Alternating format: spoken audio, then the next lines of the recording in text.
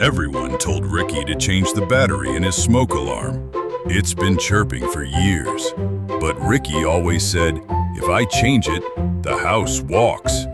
Nobody believed him, until his buddy Joel got sick of hearing it, climbed up, swapped the battery, and the entire house grew legs.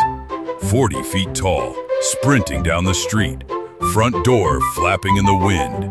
Now, Ricky and Joel are hanging on for dear life as their runaway house stomps through town, dodging helicopters, traffic, and one very confused mailman, all because someone couldn't leave the smoke alarm alone.